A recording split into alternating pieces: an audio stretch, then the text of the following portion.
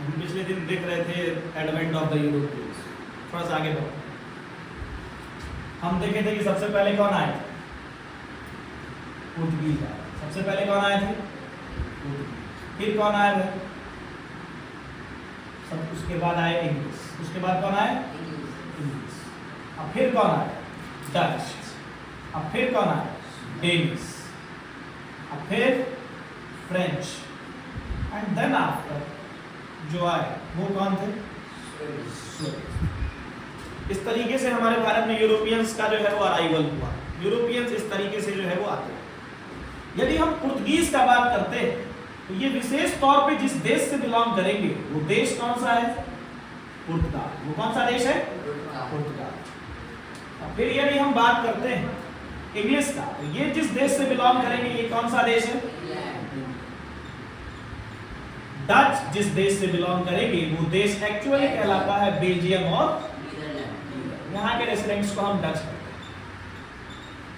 That doesn't mean कि यहाँ दूसरे अलग अलग भाषा बोलने वाले लोग नहीं रहते। बेल्जियम में फ्रेंच भी बोलने वाले रहते हैं। ठीक, आगे पढ़ेंगे। जर्मन।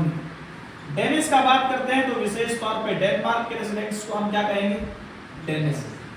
और French represents France and while Swedish represents. ये सारा बात हमने आपको बताया। कोई आपत्ति? फिर उसके बाद एक जो है वो कॉम्प्लिकेशन था, उस कॉम्प्लिकेशन को भी हमने दूर किया। वो कॉम्प्लिकेशन क्या था? वो कॉम्प्लिकेशन इस बात का था कि हम आगे क्लास 8 में इंग्लिश भी लिखा हुआ देखेंगे और ब्रिटिश भी लिखा हुआ। इस कॉम्प्लिकेशन को भी हमने दूर किया। कैसे दूर किया? अभी हमने आपको बताया इंग्लिश और दूसरे ही क्षण आपको क्या बताया? ब्रिटिश।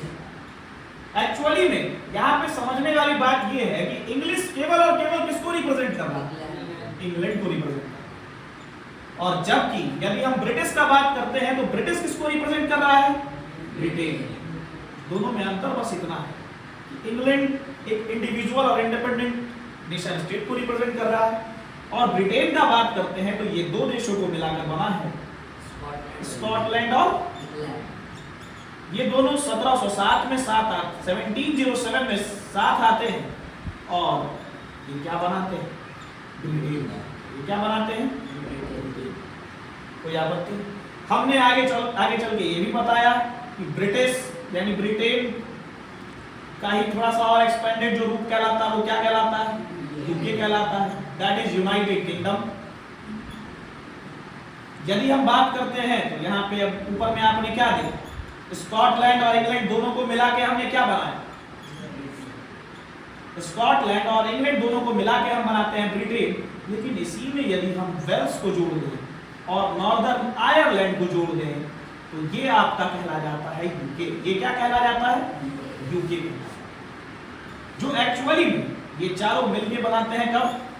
1801 में। तो ध्यान रखिएगा कि 1707 से पहले हम